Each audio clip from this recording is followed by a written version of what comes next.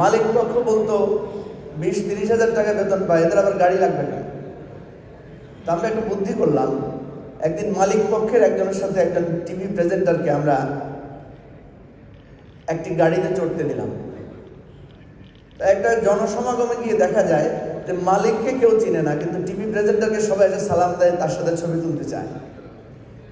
তখন মালিক পক্ষের লোকেরা বুঝলেন যে তার কর্মী হতে পারে, কিন্তু সে তো একটা সেলিব্রিটি স্ট্যাটাস মেনটেন করে। আমরা প্রায় সময় দেখতাম আমাদের প্রেজেন্টাররা যদি টাইমলি টেলিভিশন স্টেশনে না আসতে পারতেন, তাহলে আমাদের নিউজ সম্প্রচার খুব ঝুঁকিতে পড়ে যেত। তো তাহলে একজন রিপোর্টার এবং একজন প্রেজেন্টার, মালিক গাড়িতে আসতে পারুক না পারুক, কিন্তু তার আসাটা খুব জরুরি, কারণ তাকে টাইমলি পৌঁছাতে হবে।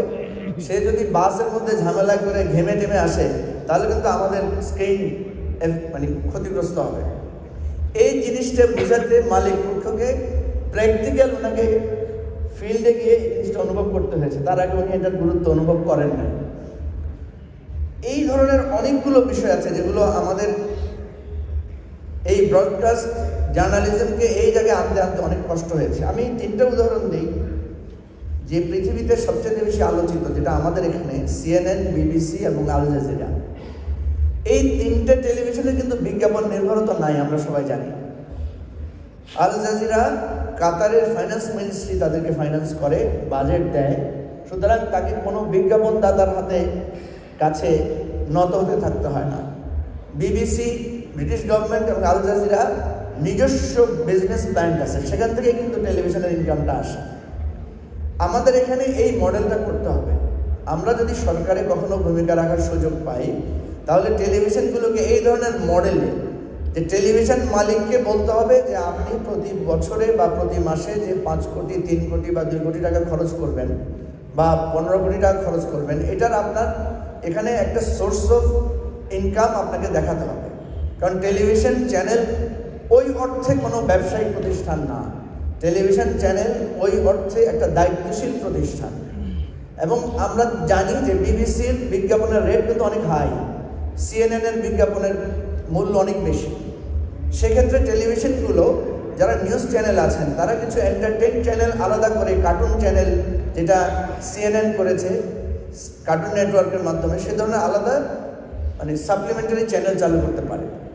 তো আমি লম্বা কথা বলতে চাই না, আমি বলতে চাই যে টেলিভিশনের মালিকানা আর বাড়ানো উচিত হবে না, বরং একটা সীমাবদ্ধ নিয়মতান্ত্রিকতার মধ্যে আমরা আনতে পারি।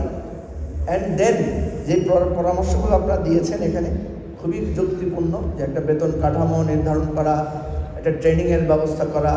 আমরা যখন ক্যামেরাম্যানদের ইন্টারভিউ নিতাম, একটা হাউসে চাকরি করেন, ওনাকে এসে জিজ্ঞেস করা হয়েছে, ভাই RGB কি? বলা হয়েছে হেডরুম কি, লুকরুম কি? প্রশ্ন করলে বলে যায় ক্যামেরা দেন, ছবি তুলে দিব। এত প্রশ্ন করেন না। তার মানে হচ্ছে একটা বেসিক ট্রেনিং পর্যন্ত অনেক জার্নালিস্টকে দেওয়া হয় না, বা দেওয়ার সুযোগটা নেওয়া হয় না।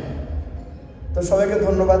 আমরা চাই, সবচেয়ে ধন্যবাদ জানাই যে এরকম একটা সরকার আমরা পেয়েছি, যেখানে আপনাদের মতো বিজ্ঞজনদেরকে নিয়ে একটা কমিশন করা গিয়েছে, এবং যত কিছুই বলেন 184 পৃষ্ঠার একটা রিপোর্ট, একটা দলিল আমরা পেয়েছি, যেটা আগামী সরকার, ভবিষ্যতে যারা আসবে তারা কিন্তু এটা একটা গাইডলাইন পাবে।